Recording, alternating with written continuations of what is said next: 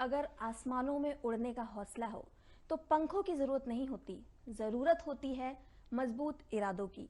और कुछ ऐसे ही मजबूत इरादे देखने को मिलते हैं हमारे आज के युवाओं में, जो अपनी विशेष काबिलियत के दम पर, अपनी प्रतिभा के दम पर अपनी एक अलग पहचान बनाते हैं।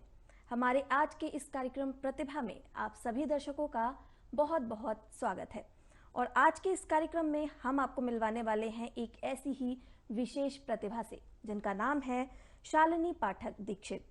शालिनी जी, आपका बहुत बहुत स्वागत है कार्यक्रम में। कैसी हैं आप? सबसे पहले आपसे ये जानना चाहेंगे। मैं बहुत अच्छी हूँ। तो शालिनी जी, हमारे सभी दर्शक जान चुके हैं कि आप एक तबला वादक हैं, तो आपसे इसी बारे में सबसे पहले जानना चाहेंगे कि किस तरह से आपको लगा, किस उम्र में आपको ये एहसास हुआ कि आपकी जो रुचि है, जो इंटरेस्ट है, वो तबला बजाने में है। नमस्कार, मैं शालिनी पाठक दीक्षित। मैं मूलतः सोरो की निवासी हूँ। मेरी पढ़ाई मोस्टली कासगंज से कंप्लीट हुई है। मेरा higher education doctor Bhimrao Ambedkar विश्वविद्यालय से कंप्लीट हुआ है। उसी में तबले में मुझे माननीय राष्ट्रपति द्वारा सम्मानित किया गया है। मेरा आपके क्वेश्चन के अकॉर्डिंग मेरा इंटरेस्ट बचपन से ही म्यूज़िक में रहा है। म्यूज़िक सीखने के लिए, डांस करने के लिए मैं हमेशा ही तैयार रहा करती थी। बचपन में जब किसी फेस्टिवल में माँ ढोलक बजाती थी तो हमेशा ये लगता था कि कैसे बजाती हैं, ये कैसे, मुझे सीखना है, ये कैसे बजाती हैं। फिर क्योंकि मेरी बड़ी बहन सितार प्ले करती हैं, उसके साथ तबले की संगत होती है, तो उस संगत को करने के लिए मेरे को लगा कि मुझे तबला सीखना चाहिए। तब मैंने ग्रेजुएशन में तबले को एज अ सब्जेक्ट लिया और उसके बाद चलते ग्रेजुएशन में सब्जेक्ट लिया। फिर मास्टर में मेरी टीचर्स का सपोर्ट रहा, उन्होंने कहा तुम बहुत अच्छा कर सकती हो, उससे मैं आगे करती गई और आज आपके सामने तबला के। तो शालिनी जी, लग रहा है आपके परिवार में सभी लोग म्यूजिक को पसंद करते हैं और शायद सभी लोग कुछ ना कुछ इंस्ट्रूमेंट जो हैं वो बजाते हैं। जी जी बिल्कुल। हमने कहीं तबला सीखा नहीं है। मेरी माँ ने मुझे ढोलक बजाना सिखाया, दीदी भी मेरी ढोलक बजाती हैं और उसी से जो क्लासेस में हमने तबला सीखा था, बस उसी से हमें तबला बजाना है। तो मतलब पूरे परिवार का माहौल ही जो है वो संगीतमय है और इसीलिए आपकी जो रुचि है वो तबले में है।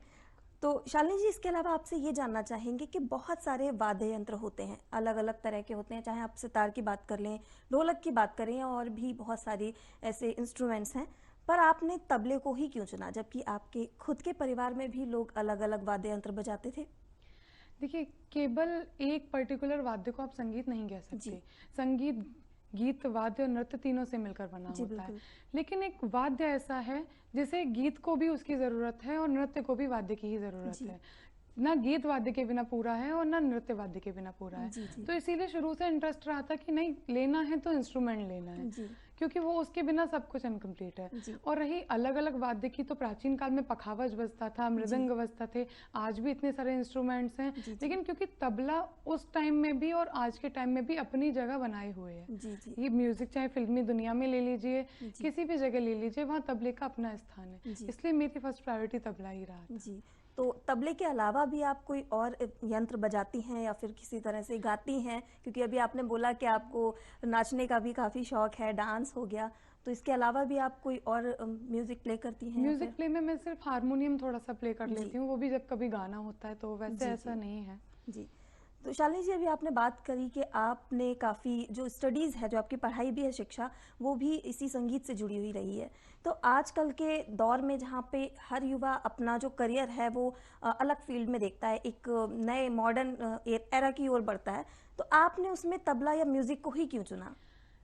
आप ठीक कह रही हैं। आजकल के स्टूडेंट्स, आजकल के विद्यार्थी साइंस, कंप्यूटर की लाइफ में इतने ज़्यादा आगे बढ़ चुके हैं कि उन्होंने अपनी स्टडी को बहुत तनावपूर्ण बना लिया है। मेरा तबला पढ़ने का और पढ़ाने का सिर्फ एक ही मकसद है कि मैं उन लोगों के, छोटे छोटे बच्चे हैं जिनके लिए इतना टेंशन है स्टडी, कि साइंस में इतना सब टफ है, मैथ में इतना टफ है, तो उसमें एज अ सब्जेक्ट तबला भी अगर चूज किया जाए तो उनकी स्टडी को सॉफ्ट बनाया जा सकता है, ईजी बनाया जा सकता है, अंडरस्टैंडिंग बनाया जा सकता है। एजुकेशन के अलावा कहते हैं मनोरंजन का भी एक साधन हो जाता है। अगर पढ़ाई और मनोरंजन दोनों मिल जाएं तो लगता है कि आप अपने करियर में, आप अपनी मंजिल को ज़रूर पा सकते हैं। तो बहुत अच्छी बात है शालिनी जी, आपने इतना सोचा, क्योंकि आजकल युवा जो हैं वो अपना करियर बनाने के पीछे इस तरह से भाग रहे हैं कि जो हमारा बेस है, जो हमारी संस्कृति है, उसको कहीं ना कहीं पीछे छोड़ते जा रहे हैं।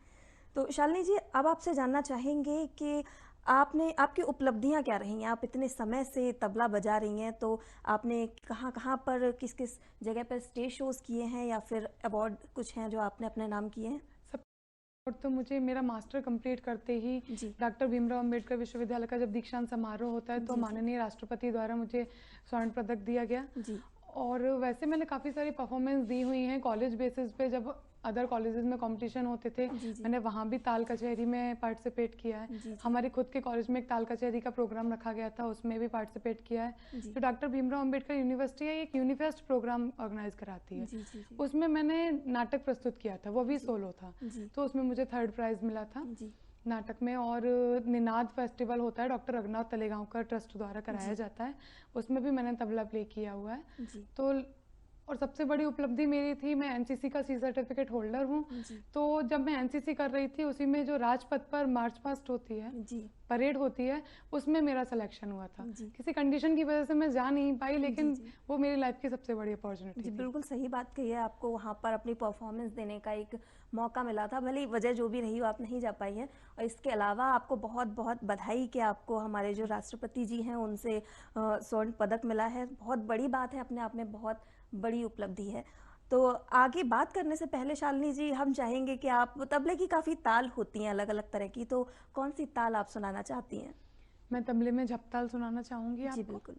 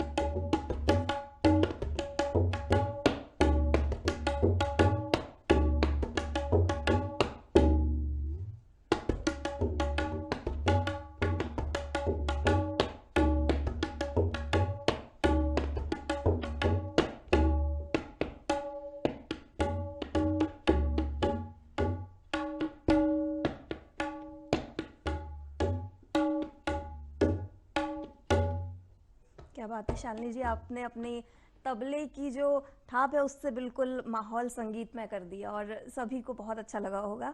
तो शालिनी जी, अब आपसे जानना चाहेंगे कि आपने बहुत सारे स्टेज शोज किए हैं और इतनी सारी उपलब्धियां भी हासिल की हैं, इसमें परिवार की आपकी क्या भूमिका रही है? आपके परिवार में, जैसे कहते हैं कि शादी से पहले से ही आप बजाती चली आ रही हैं तबले को, तो आपके जो मायके में थे वहाँ पर तो आपको सपोर्ट मिला सबका, ससुराल में शादी के बाद में क्या परिस्थितियाँ रहीं कि आपके परिवार के लोगों ने वहाँ पर भी आपको सपोर्ट किया? जी, शादी से पहले का भी अगर मैं आपको बताऊं तो क्योंकि तबला एक मर्दाना वाद्य है, जी, इस क्षेत्र में स्त्रियां आपको बहुत रेयर कम देखने देखने को को मिलती मिलेंगी। हैं। जी तो पापा जी का कहना था तुम बजा पाओगी, जी कर पाओगी? तो मैंने कहा जी बिल्कुल मैं करूँगी। जी तो उन्होंने मुझे सपोर्ट किया, माँ का हमेशा सपोर्ट रहा। जी उन्होंने मुझे खुद इंडिविजुअली तबला उस टाइम पे खरीद के दिया। जी उसके बाद जब मेरी शादी हो गई, शादी के तुरंत बाद ही अगले ही दिन मुझे मेडल के लिए जाना था, जी तो ये बहुत अच्छी बात थी मेरे लिए। फिर जब मैं यहाँ आई उसके बाद से मैंने सारे जितने भी मैंने स्टेज शो किए हैं वो मैंने अपनी शादी के बाद ही किए हैं। तो इसी से पता लग जाता है कि मेरी फैमिली बहुत सपोर्टिव है। जी मेरे father in law, mother in law ने मुझे काफ़ी सपोर्ट किया है। जी तबले की ट्यूशन भी पढ़वाई थी जी और जी आज उनके सपोर्ट की वजह से ही मैं यहाँ स्टेज जी पे आपके बिल्कुल, सामने बैठी हूँ। ये बहुत अच्छी बात है। और हम तो कहते हैं कि हर माता पिता को, चाहे बेटी हो या बहू हो, उसको अपने करियर में आगे बढ़ने के लिए सपोर्ट करना चाहिए। और आप उन लकी लोगों में से एक हैं जिनको परिवार की तरफ से हमेशा ही सपोर्ट मिला है। तो शालिनी जी, इसके अलावा आपसे ये जानना चाहेंगे कि तबले के बारे में आपको काफ़ी जानकारी है क्योंकि आप मास्टर्स किए हुए हैं उसमें। आप तबले के बारे में कुछ बताइए कि उसकी कौन-कौन सी ताल होती हैं, किस-किस तरह से वो बजाया जाता है? मैं आपको अगर स्टार्टिंग से बताऊं तो जो हमारा पुरा पाषाण काल था जी, उस टाइम पे भी वाद्य बजाए जाते थे। जी, इस टाइप के वाद्य नहीं होते थे, वो पत्थरों को दो टुकड़ों में तोड़कर मजीरे की जी, तरह जी, बजाया जी, जाता जी, था। वो वाद्य बजते थे। जब हमारे यहाँ मुगल गायकी आई, जी, मुगल लोग जब हमारे जी, भारत में आए थे तो उनके साथ एक गायकी आई थी जिसे ख्याल कहते हैं। जी, उससे पहले पखावज बजा करते थे जो कि खुले बोलों से, खुले हाथों से बजते थे। जी, तो जब ख्याल गायकी आई उस पे संगत करने के लिए हमें तबले की ज़रूरत पड़ी। जी, जो ऐसा कहा जाता है कि तबले का आविष्कार अमीर खुसरो ने पखावज को दो हिस्सों में काटकर तब किया था, जी, क्योंकि ख्याल एक बहुत सॉफ्ट गायकी है। जी, तो जी, उसके साथ बंद बोलों का तबला बजता है, जी, उसके साथ हम खुले बोल नहीं बजा सकते, वो सुनने में थोड़ा अजीब लगते थे, जी, जी, इसलिए हमें तबले की ज़रूरत पड़ी। जी, अब अमीर खुसरो के बारे में भी काफ़ी लोगों के में बहुत सारी मतभेद हैं कि नहीं, अमीर खुसरो ने नहीं किया, लेकिन एट लास्ट यही कंफर्म हुआ है कि दिल्ली में सदारंग ख्याल गायकी गायते थे, जी, उनके शिष्य थे रहमान खां, उनके पुत्र अमीर खुसरो ने तबले का आविष्कार किया। जी, जी, अब तबले में 6 घराने होते हैं, जी, दिल्ली घराना, अजराड़ा घराना, लखनऊ घराना, बनारस घराना और फर्रुखाबाद घराना और पंजाब घराना। जी, उसमें केवल पंजाब घराना एक ऐसा घराना है जो बाकी घरानों से अलग है। बाकी सभी घराने आपस में एक दूसरे से संबंध रखते हैं। जी, दिल्ली घराने से ही बाकी के चारों घरानों का निर्माण हुआ है। जी, उनके पुत्र, उनके शिष्यों ने अपने अपने घराने बना लिए। अच्छा, हर घराने की अपनी एक विशेषता होती है जिसकी वजह से वो पर्टिकुलर घराना अपना अलग जाना जी, जाता है। जी, जैसे दिल्ली में किनार चाटी का प्रयोग किया जाता जी, है, जी, तो इसलिए वो चाटी का घराना अलग जी, कहलाया। लखनऊ घराने में लव का प्रयोग होता है, तो उसमें उसका अपना घराना बन गया। जी, अब ताल की बात है तो तबले में हम दो तरह की ताल बजाते हैं, खुले बोलों की ताल और बंद बोलों की ताल। जी, खुले बोलों की ताल में मैं अगर आपको दिखाना चाहूँ तो धा धा दिन ता टिट धा दिन ता टिट कत गदि गन धा।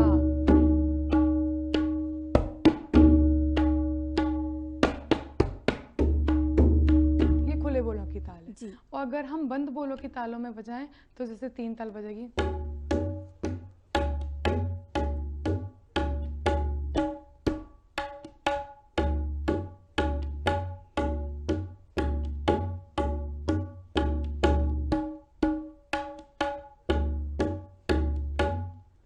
इस में ताल बजाई जाती जी, है। जी, तबला एक ऐसा वाद्य है जो पुराने समय को भी अपने आप में लिए हुए है जी, और मॉडर्न को भी लिए हुए जी, है, बिल्कुल, फोक को भी उसने अपने आप में सम्मिलित कर लिया है। जी, केवल तबला ही एक ऐसा वाद्य है जिसमें हम पखावज के बोल भी बजा सकते हैं जी, और लोक भाषा में यूज हमारी ढोलक जो कि लोक गीतों पे बजाई जाती है जी, उसकी बोल भी हम तबले पे जी, बजाते हैं। देखने में भी आता है कि पुराने समय के संगीत में और आज में भी तबले का प्रयोग निरंतर बना हुआ है।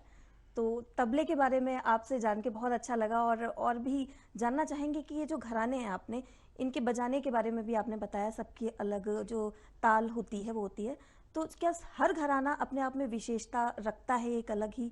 किस तरह से इनको अलग-अलग नाम दिया गया है? इसकी अलग विशेषता की वजह से इसको अलग नाम मिला है या जी फिर? बिल्कुल। जी, पर्टिकुलर घराना जैसे दिल्ली घराना है उसमें जी, चाटी का प्रयोग होता जी, है, जी, उसमें हम बीच का पार्ट्स नहीं यूज करते, जी, केवल तर्जनी उंगली का प्रयोग जी, करते हैं, इसे उसे चाटी का घराना छाती का कहा जाता घराना। है, जी, इसीलिए उसका नाम दिल्ली घराना है। जी, जी, अब लखनऊ घराने की अपनी विशेषता है कि लखनऊ घराने में लव का प्रयोग किया जाता है, जी, इसलिए वहाँ दिन गिन के बोल बजाए जाते हैं। जी, बनारस घराने के एक प्रसिद्ध तबला वादक है अनोखे लाल मिश्रा, जी, वो धादिन धिंदा को नादिन दिन ना बजाया करते थे क्योंकि जी, वो लव का प्रयोग किया करते थे। जी, इसी तरह जो पंजाब घराना है वो सबसे डिफरेंट है, जी, उसमें सभी बोल आज भी चारों उंगलियों का प्रयोग करके और खुले जी, हाथ से बजाए जाते हैं, वो काफ़ी ज़ोरदार और तेज आवाज़ में बजता है। जी, जी, तो हर घराना अपनी अलग विशेषता लिया विशेषता हुआ है, रखता है। जी, इन्हीं विशेषताओं के आधार पर ये अपने अपने घराने कहलाए हैं। जी, जैसे घरानों का भी निर्माण तब हुआ जब पहले कुछ भी लिखित में नहीं हुआ करता था, एक गुरु अपने शिष्य को मौखिक ज्ञान दे रहा है और वो ले रहे हैं, जी, वो जैसा वैसा ही पीढ़ी दर पीढ़ी जी, जब वो आगे बढ़ता गया तो घरानों का निर्माण हो गया। जी, जी। तो तबले के बारे में इतनी सारी जानकारी आप दे रही हैं और बहुत अच्छा लग रहा है निरंतर उसके बारे में जान के। शालिनी जी, तबला जो है उसको आप केवल रुचि के लिए बजाती हैं या फिर उसको अपने बतौर करियर के रूप में भी देखती हैं? सच बताऊं तो तबले की शुरुआत तो मैंने सिर्फ अपनी रुचि के लिए की जी, थी, लेकिन जब अब ये मेरी ज़िंदगी का एक हिस्सा बन चुका है जी, और अब इसके बिना अगर प्रतिदिन भी मैं इसका रियाज ना करूं तो कुछ खाली सा रहता है। जी, अब मैंने इसे अपने करियर में आगे बढ़ाने के लिए सोचा है। मेरा मास्टर कंप्लीट हो गया है, आगे पीएचडी के लिए देखूंगी। बाकी मेरा यही है कि मैं इसे उन बच्चों को सिखाऊं जिन्होंने अपनी स्टडी को बहुत तनावपूर्ण बना लिया है। जी कुल मिलाकर, क्योंकि शास्त्रीय संगीत कहीं ना कहीं मॉडर्न के आगे विलुप्त होता जा रहा है, जी तो इसको बनाए रखने के लिए मुझे तबला आगे अपने करियर में लेके आना है। कंटिन्यू। और ये सबसे अच्छी बात होती है, मुझे लगता है कि जो रुचि होती है, अपना इंटरेस्ट होता है, अगर उसी को अपना करियर बनाया जाए तो हम और ज़्यादा कहते हैं तेज स्पीड से अपनी मंजिल की ओर बढ़ते हैं, क्योंकि इसमें हमारा शौक और हमारा जो करियर है दोनों चीज़ें इंक्लूड होती हैं। और ये भी बहुत अच्छी बात है कि न केवल आप अपने आप को आगे बढ़ा रही हैं इस फील्ड में, बल्कि और लोगों को भी आगे ले जाना चाहती हैं, बच्चों को भी सिखाना चाहती हैं। और इसी बारे में आपसे जानना चाहेंगे कि भविष्य में तबले से जुड़ी हुई आपकी योजनाएं क्या है? आप बच्चों को क्लासेस सिखाना चाहती हैं या फिर आगे जाके कोई स्कूल छोटा सा खोलना चाहती हैं? होते हैं ना छोटे छोटे स्कूल्स बच्चों को सिखाने के लिए। मेरा अभी तो केवल यही प्लान है तबले का कि जब मेरा पीएचडी हो जाए, एक बार मैं पीएचडी एंट्रेंस दे के देख लूँ, जी उसके बाद मुझे बस अपने कोचिंग सेंटर्स खोलने हैं। जी उसमें मैं बच्चों को निःशुल्क तबला सिखाना चाहती हूँ। मतलब बच्चों का इंटरेस्ट हो, वो जी आए और सीखें, और जिनका जी नहीं है उनका तो म्यूजिक तो ऐसा है कि छोटा सा बच्चा, बिना मेरा शौक खुद के का नहीं हो बेटा सकता है, है। जी जब हम उसे देखते हैं तो हर इंसान में म्यूजिक है। बिल्कुल। वो खाली भी बैठे अगर मुझे भी बजाता देखेगा तो मेरी तरह हाथ चलाने की कोशिश जी करता है। बिल्कुल। तो हर इंसान में म्यूजिक है, और इंसान के बिना, मतलब इंसान की जिंदगी से हम म्यूजिक को अलग कर ही नहीं नहीं सकते। हो सकता। तो बस जी मुझे छोटे छोटे इंस्टीट्यूट खोलने हैं जी जिसमें मैं म्यूजिक की फ्री शिक्षा दे पाऊँ। जी बिल्कुल, बहुत अच्छी बात है कि आप दूसरों को सिखाना चाहती हैं, और वो भी जो लोग वंचित हैं, जो जिनके पास सुविधाएं नहीं हैं, नहीं। आप उनको भी सिखाना चाहते हैं। ये अपने आप में एक बहुत बड़ी बात है और बहुत अच्छी बात है, और हम आशा करेंगे कि आपकी ये योजनाएं बहुत जल्दी ही सफल हो और आप लोगों को सिखा सकें। इसके बारे में आपसे और जानना चाहेंगे कि शालिनी जी, तबला एक ऐसी विधा है जिसको हर घर में अगर चाहें तो लोग बजा सकते हैं, पर फिर भी आज के समय में जो आधुनिक युग है उसमें देखने में आ रहा है कि लोगों का जो इंटरेस्ट है वो तबले में से कम होता जा रहा है, या फिर यूँ कहें जो शास्त्रीय संगीत है उससे कम होता जा रहा है। इसके पीछे की वजह क्या है? क्यों लोग अपना इंटरेस्ट जो है वो खींच रहे हैं शास्त्रीय संगीत से? शास्त्रीय संगीत का कह सकते हैं ऐसा कि लोगों में रुचि कम होती जा जी रही है, जी लेकिन वो अपनी जगह आज भी बनाए हुए हैं। जी आपको बहुत छोटा सा एग्जांपल देना चाहूंगी। जी शोले मूवी में जी जो वो सीन है जिसमें बसंती धन्नो से घोड़े पे चढ़ के जी बोलती है कि चल आज बसंती की इज्जत का सवाल है, चल जी धन्नो चल। तो उस टाइम पर भी जो घोड़े की टाप निकाली गई है जी वो जी तबले से निकाली गई है। जी मतलब उस टाइम पे भी तबला उतना ही यूज होता था। जी आज मॉडर्न इंस्ट्रूमेंट इतने आ गए हैं, ऑर्केस्ट्रा आ गया है, कॉन्गो आ गए हैं, तो इसमें क्योंकि इसमें लिमिटेड है। जी आज हिप हॉप बच्चे पसंद करते हैं, जी बिल्कुल। आजकल वेस्टर्न म्यूजिक का प्रॉपर यूज होने लगा है, जी इससे थोड़ा इंटरेस्ट कम हो गया। बस यही काम अब मुझे करना है जी कि मुझे बच्चों का इंटरेस्ट जगाना है, क्योंकि हम अपने क्लासिकल को जिससे और इंस्ट्रूमेंट बने हैं हम उसे जी नहीं भूल सकते। जी वो हमारे हमेशा से चलता आया है और आगे भी चलेगा, जी इसलिए बस मुझे तबले को आगे ले जाना है। तो शास्त्रीय संगीत जुड़ा हुआ है हमारी बिल्कुल, जड़ों से, हमारी जड़ों से। रूटों से, तो उसको ख़त्म तो नहीं किया जा सकता है, लेकिन थोड़ा सा जो आधुनिकता के बढ़ते लोगों का इंटरेस्ट जो है वो कम हुआ है। तो हम आशा करते हैं आपके जैसे बहुत सारे लोग हैं जो लोगों को मुफ्त में सिखाना चाहेंगे, जो बच्चे सीखना चाहते हैं लेकिन नहीं सीख पाते, तो अपने आप ही लोगों का ध्यान जो है वो इस ओर आकर्षित होगा। तो आप अगले क्वेश्चन पर जाने से पहले आपसे बस ये जानना चाहेंगे कि अब आप क्या सुनाने वाली है हमारे दर्शकों को? मैं अब इसमें आपको एक चलन सुनाना चाहूंगी जी बिल्कुल। तबले में।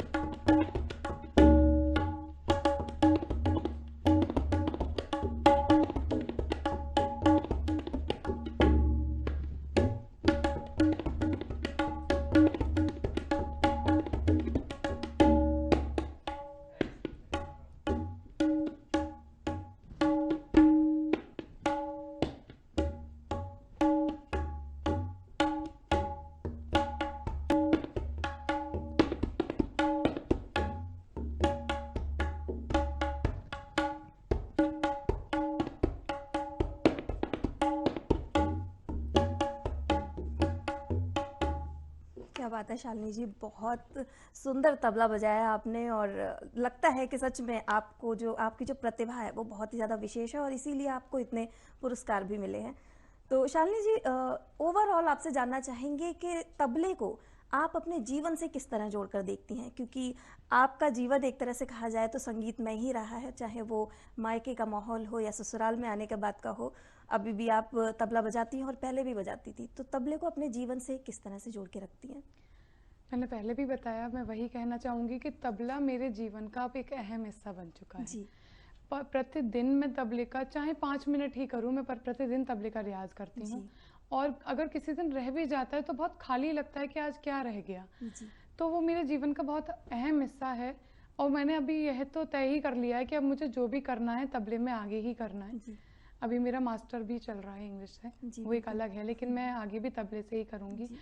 संगीत, केवल संगीत को ये नहीं कह सकते, संगीत के बिना मानव जीवन की कल्पना ही नहीं कर जी, सकते। बिल्कुल। मेरे लिए संगीत ईश्वर की साधना है, जी। जो मुझे प्रतिदिन करनी ही करनी है। तो मेरे जीवन के इस अहम हिस्से को मैं अपने आगे बढ़ाना चाहती हूँ। जी। देखती हूँ मैं आगे कहाँ तक जाऊँगी, बस अभी तो फिलहाल यही है कि मैं अपने जीवन में जी। तबले में ही कुछ करना चाहती हूँ। हम प्रार्थना करते हैं ईश्वर से कि आपकी जो भी योजनाएं हैं भविष्य में तबले से जुड़ी हुई वो सभी ज़रूर पूरी हों और आप जो भी अपने जीवन में करना चाहती हैं वो आगे आप कर सकें। तो शालिनी जी, आज आप कार्यक्रम प्रतिभा में शामिल हुई और तबले से जुड़ी हुई अपनी इतनी सारी जानकारी हमारे दर्शकों को दी, उसके लिए आपका बहुत बहुत धन्यवाद। Thank you.